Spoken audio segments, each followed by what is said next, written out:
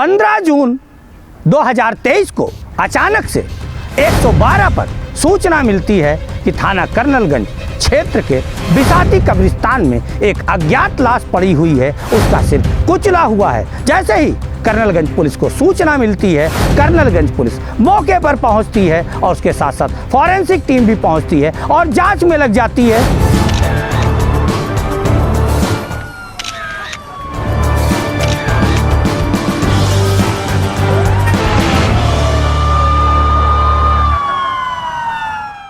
मौके पर जब पुलिस पहुंचती है तो उसे दिखता है कि जो लाश है वो एक महिला की लाश है, जिसकी उम्र ज़्यादा से ज़्यादा 20 से 22 वर्ष है और पुलिस जुट जाती है महिला की शिनाख्त करने में।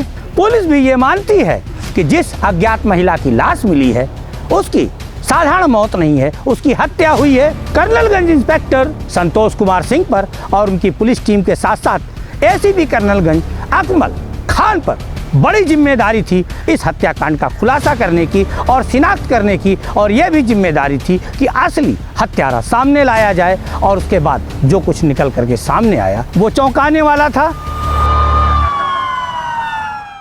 पुलिस की जांच जैसे ही आगे बढ़ी, अज्ञात महिला की शिनाख्त भी हो गई। महिला का नाम सिमरन बताया गया और बताया गया कि महज साल से 1.5 साल पहले उसका विवाह एक फैजान नाम के युवक के साथ हुआ था। कानपुर की कर्नलगंज पुलिस पर सबसे बड़ी जिम्मेदारी थी कि सिमरन के हत्याकांड का खुलासा करना और उसके हत्यारे को सामने लाना। जो सिमरन की कहानी खुल करके सामने आई है स्पष्ट रूप से, वो ये है कि सिमरन लगभग 2 साल पहले बिसाती कब्रिस्तान स्थित एक मस्जिद में आया करती थी और वहीं पर आकर अपना समय व्यतीत करती थी। लोग यह भी बताते हैं कि उसकी पेशी लगती थी। सिमरन बेहद गरीब परिवार से थी। थाना ग्वालटोली क्षेत्र के रेलवे लाइन किनारे रहने वाले शकूर की 4 बेटियों में से वो एक थी और उसका एक भाई है। लगातार जब सिमरन मस्जिद पर जाने लगी, दरगाह पर जाने लगी, तो उसकी मुलाकात वहाँ पर कब्रिस्तान में ही रहने वाले फैजान पुत्र मियाजी से हुई।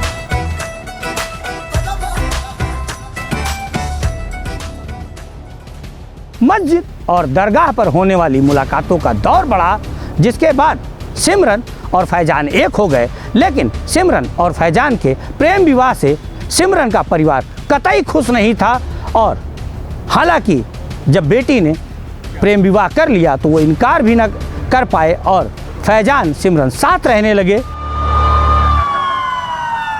सिमरन और फैजान का जीवन बहुत आनंदमय कट रहा था, लेकिन उनके जीवन में एक समय ऐसा भी आया जब उथल पुथल मच गई।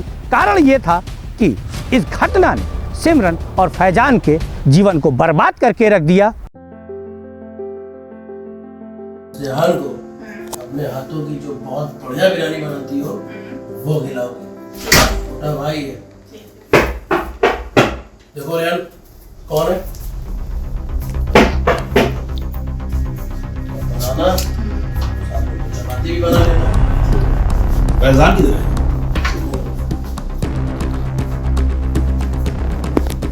साहब ये फैजान, यही चोर है साहब, यही चोर है, यही फैजान चोर है जी। जी यही चोर है।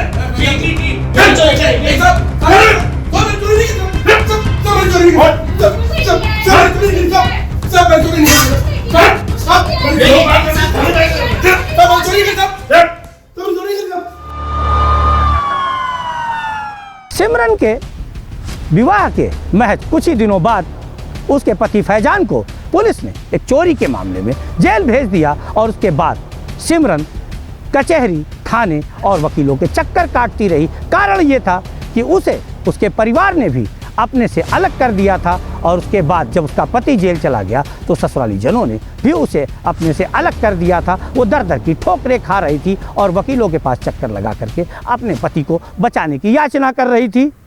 भैया, मेरे पति निर्दोष है, उन्हें बेवजह पुलिस वाले उठा के लेके चले गए।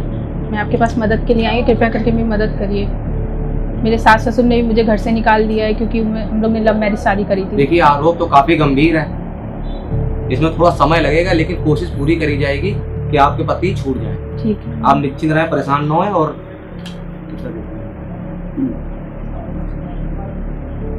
उन्होंने कुछ नहीं किया, फिर भी उन्हें लेके चले गए।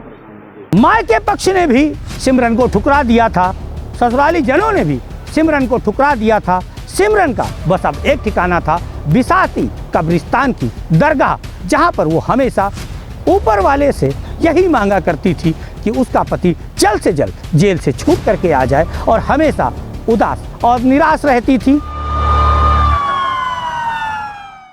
अभी तक हमने आपको सिमरन की जिंदगी के वो पल दिखाए थे जो आपसे अछूते थे। अब हम आपको फिर जोड़ते हैं सिमरन की मौत से। आप देख सकते हैं आपके सामने स्क्रीन पर सिमरन की लाश कपड़े में लिपटी हुई दिखाई दे रही है। ये जगह है पोस्टमार्टम कानपुर का, और यहाँ पर उसके परिजन भी हैं। और हम आपको बता दें कि कौन हत्यारा है, इसकी जिम्मेदारी भी पुलिस पर थी उसे सामने लाने की, जिसके लिए पुलिस ने परिजनों की तहरीर पर मुकदमा भी दर्ज किया था। सिमरन की हत्या उसके किसी अपने ने ही की थी, करीबी ने ही की थी। पुलिस ने महज 24 घंटे में सिमरन की हत्या का खुलासा भी कर दिया। सिमरन की हत्या करने वाला और कोई नहीं, उसका खुद का जेठ रेहान उर्फ चिपड़ा था। रेहान उर्फ चिपड़ा ने सिमरन को मौत के घाट उतारा और इतनी बुरी दर्दनाक मौत दी कि देखने वालों की रूह भी कांप गई। अभी जान आप क्यों नहीं समझती हैं? आपके चक्कर में मेरा भाई जेल में है। मैंने समझाया था, मैंने तो कुछ नहीं किया है। कितनी बार आपको मैंने समझाया ना, आप मेरी बात को समझती नहीं है। आपके चक्कर में आज मेरा भाई जेल में है, और आप कब सुधरेंगी? सुधरने का नाम नहीं लेती। मन करता है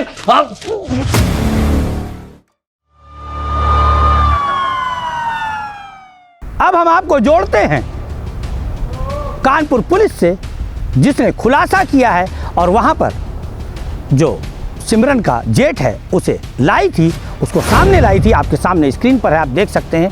ये वही हत्यारा है जिसने अपनी बहू की हत्या कर दी और बड़ी दर्दनाक मौत दी है। आपके सामने लगातार हम आपको दिखा रहे हैं रेहान और चिपड़ा को। गौर से देखते रहिए। खुलासे के दौरान क्या कुछ बताया है वरिष्ठ पुलिस अधिकारी ने, हम आपको वह भी सुना रहे हैं।